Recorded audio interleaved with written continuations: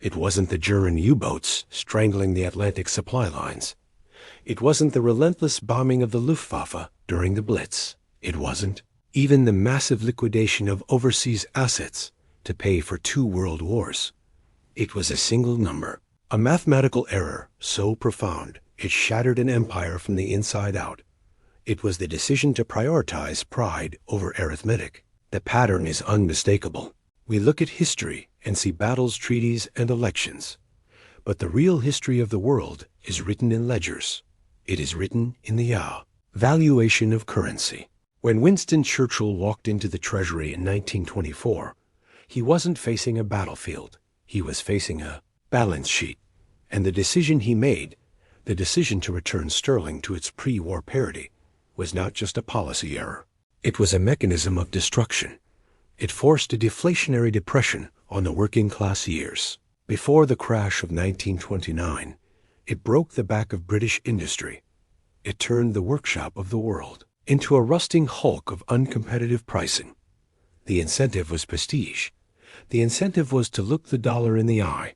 But the arithmetic is merciless. You cannot legislate value. You cannot decree by executive order that a currency is worth more than the economy backing it can support. When you try, the market breaks. The labor force breaks.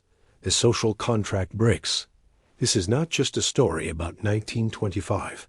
It is the story of every empire that tries to defy the laws of economics to maintain the illusion of dominance. The mechanism is always the same. The state overextends. The currency floats away from reality. The leadership attempts to force a correction, and the population pays the price in lost decades. Pattern repeats. It echoes through the halls of the Escorial in Spain. It screams from the printing presses of the Weimar Republic. And it culminates in the quiet, desperate rooms of the British Treasury. The variables change. The technology changes. But the math never changes. Current data suggest we are approaching a similar mathematical event horizon. The debts are unpayable in real terms. The currencies are detached from tangible value. The choice is coming again. Deflate and destroy the debtor, or inflate and destroy the saver. Churchill chose one. We are about to choose the other. To understand why, and to understand the gravity of the cliff we are standing on today, we have to look at the 3 times this specific tragedy has played out in the past. We have to look at the mechanics of the collapse, because the roadmap to the future is buried in the wreckage of the pound sterling. The first case study takes us back to the 16th century, to the very prototype of the Hollow Empire. Imperial Spain. Before we can understand Churchill's error, we must understand the Spanish mistake, because it established the fundamental law that political power cannot override economic gravity. In the 1500s, Spain was the undisputed master of the world. It held the Netherlands, much of Italy, the Philippines, and the vast resource-rich continents of the Americas on the surface. It was an empire of limitless wealth. Galleons arrived in Seville annually, their hulls groaning under the weight of silver from Potosi and gold from Mexico. But here is the mechanism of their destruction. The Spanish crown under Philip II confused money with wealth. They believed that the possession of precious metals constituted economic power. They failed to understand that money is merely a claim on productivity. And if you increase the supply of money without increasing the productivity of your farms and manufactories, you do not create wealth. You create inflation. This was the price revolution. The influx of silver acted exactly like a modern central bank printing press. It lowered the value of the currency relative to goods, but the Spanish crown had a specific incentive structure that accelerated the rot. They were engaged in endless multi-front wars against the Ottomans, against the Dutch rebels, against the English, against the French. These wars required massive liquidity. The silver fleets provided the liquidity, but they arrived only once or twice a year.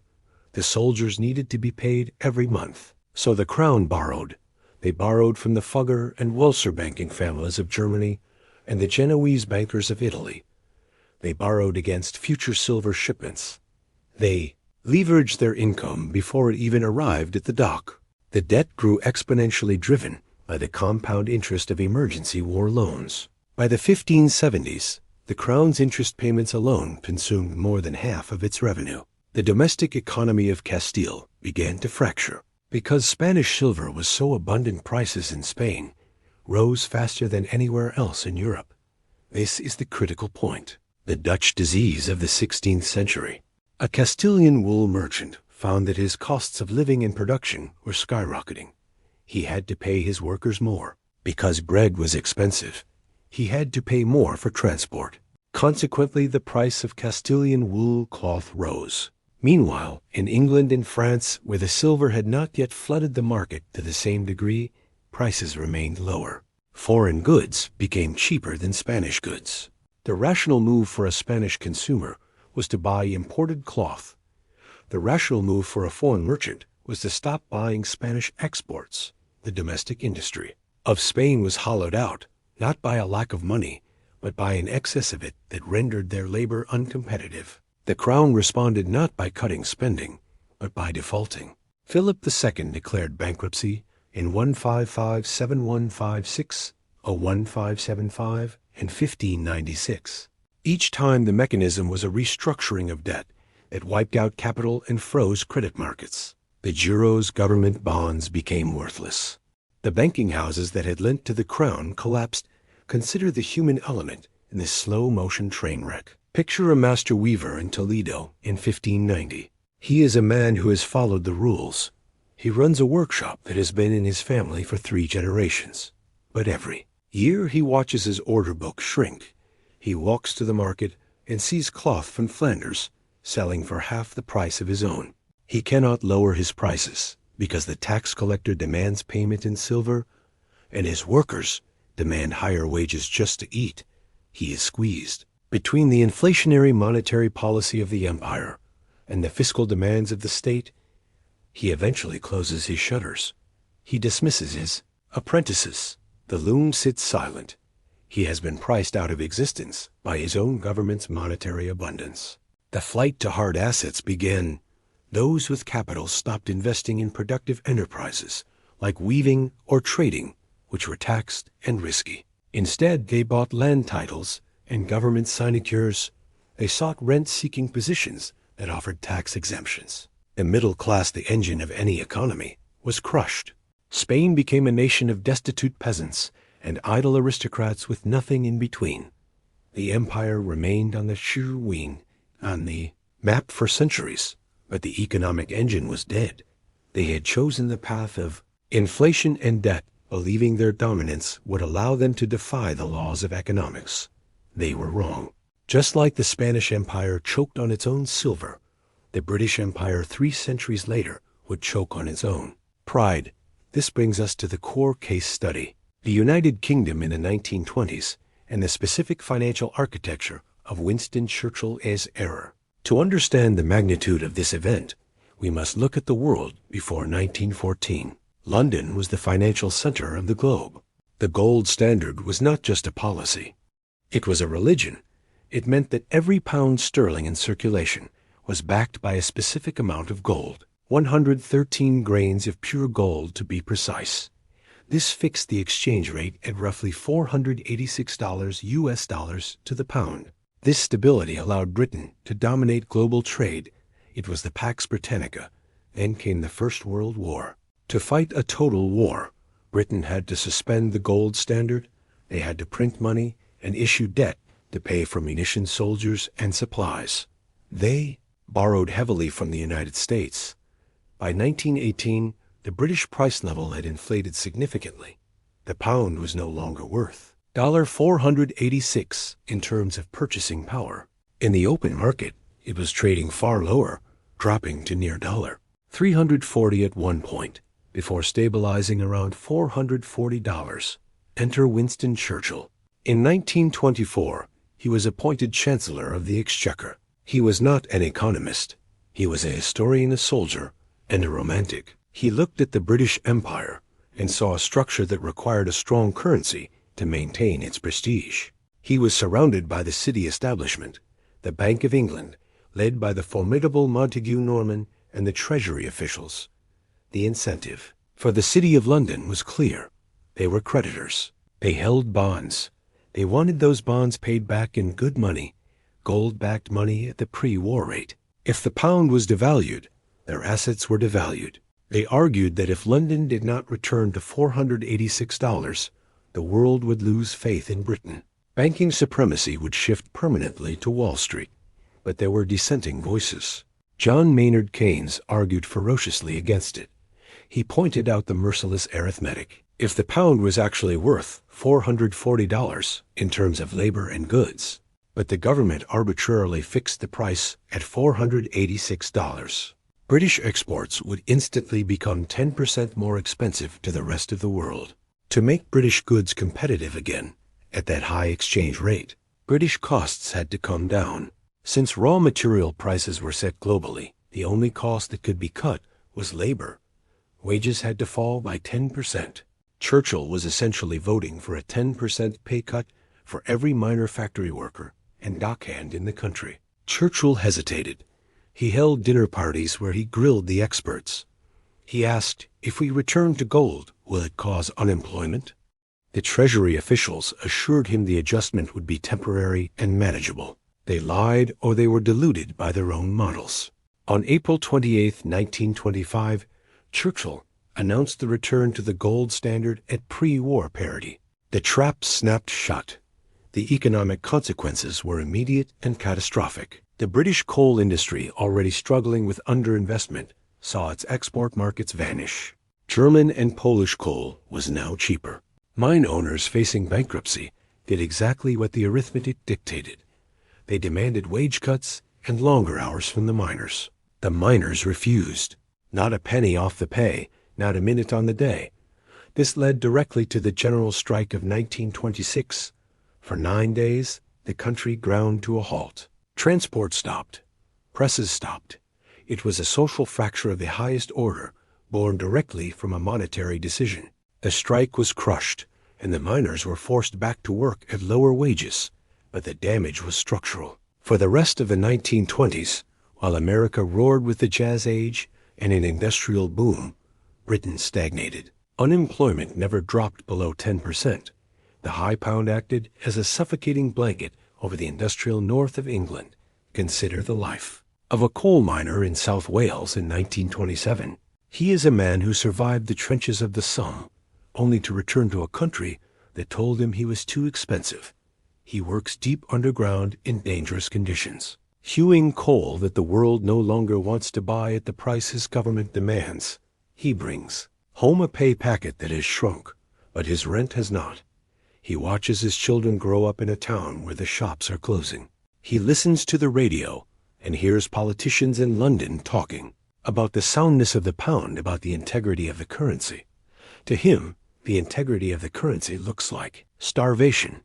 He is the collateral damage of a financial abstraction. The Bank of England was forced to keep interest rates high to defend this artificial exchange rate. High interest rates meant no investment in new machinery or factories. British industry aged and rusted, while American and German industries modernized. The capital that should have gone into upgrading steel mills went into defending a number on a ledger. By 1931, the reality became undeniable. The global depression hit, and speculators began to attack the pound. The gold reserves drained away. The Royal Navy actually mutinied at Invergordon over pay cuts. The game was up. Britain was forced off the gold standard. The years of pain, the strikes, the hunger, the industrial decay, it had all been for nothing.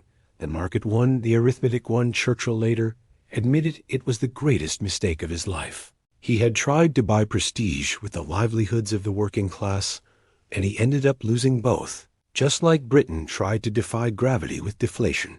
Weimar Germany demonstrated the horror of the opposite extreme. The attempt to defy gravity with inflation.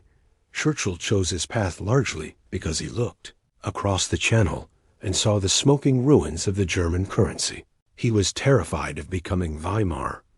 The Weimar case study is the ghost that haunts every central banker. It is the story of a government that stripped of its ability to tax and borrow, turned to the only tool left, the printing press. In 1921, Germany was burdened with massive war reparations. They had to pay the Allies in gold or foreign currency, but the German government was weak. It relied on a fragile coalition of socialists, centrists, and monarchists. They did not have the political capital to raise taxes on the wealthy, industrialists, or the struggling workers.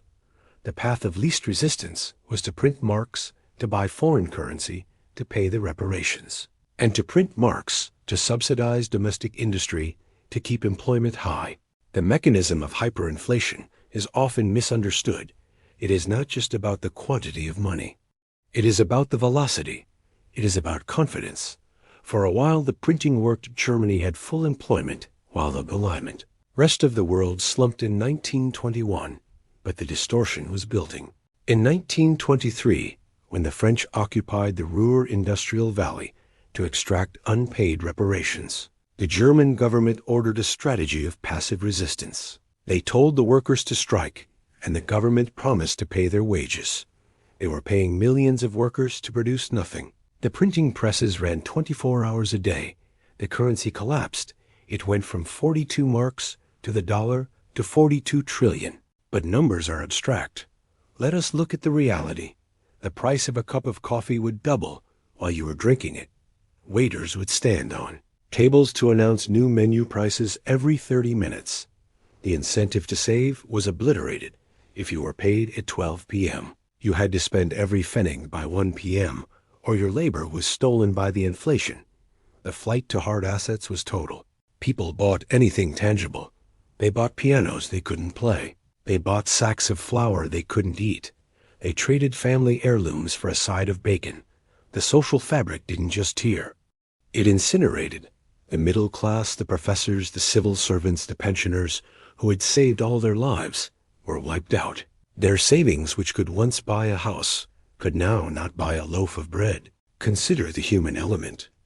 A widow in Berlin in November 1923. Her husband had died in the war. She lived on a government pension that was fixed in nominal terms. She receives her monthly check. It is for 1,000,000 marks. She walks to the bakery.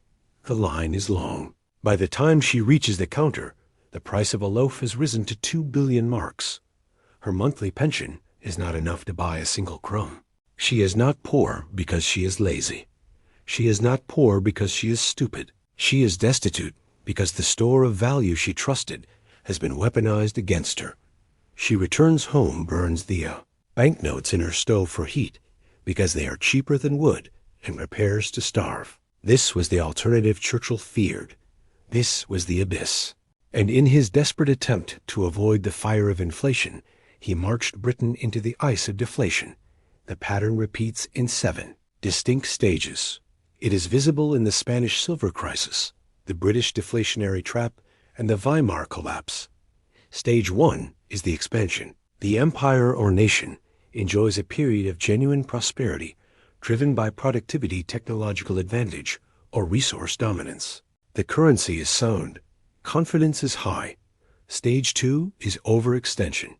The state takes on commitments it cannot afford. This might be imperial. Wars, as with Spain and Britain, or massive social programs.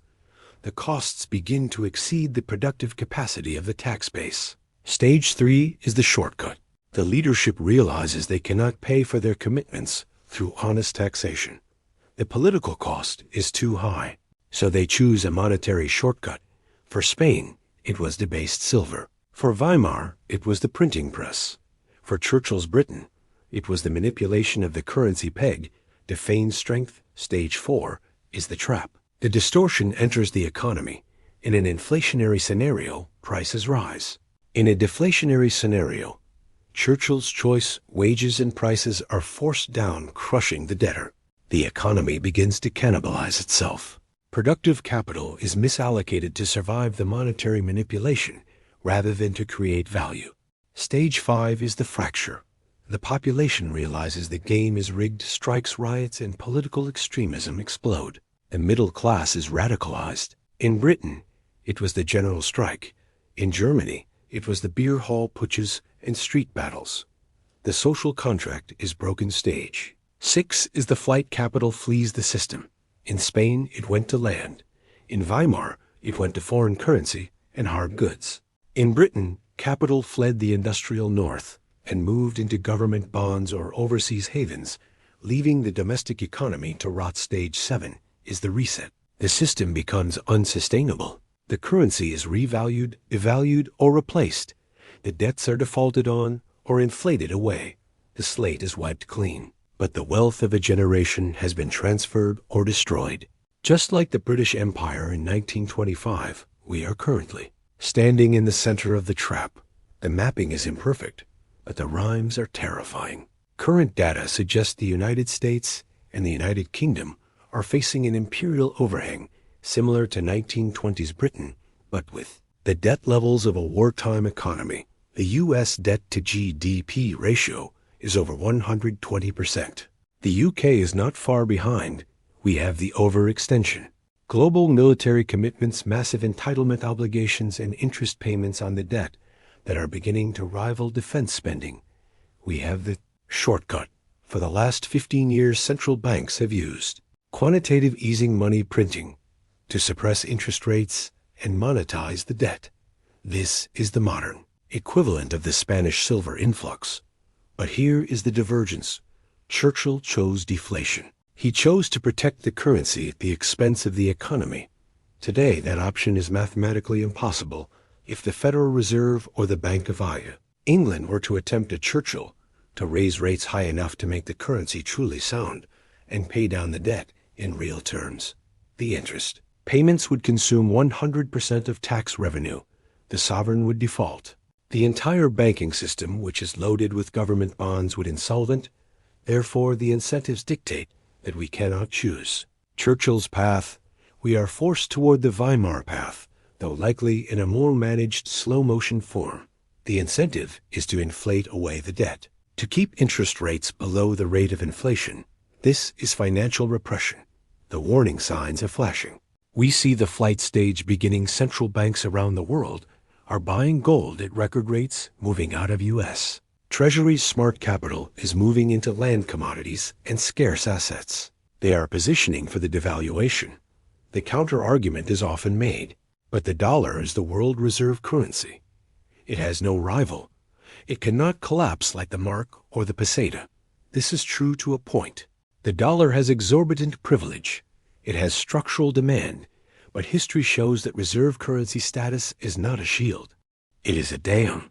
It holds back the pressure for a long time, allowing imbalances to build up to massive levels. But when the dam breaks, the flood is biblical. The British pound was the world reserve currency in 1914. By 1931, it was a wreck. Being the reserve currency does not prevent devaluation. It merely delays it, making the eventual adjustment more violent. The arithmetic is merciless. The debt cannot be paid in real terms. It must be defaulted. On the only question is the form of the default.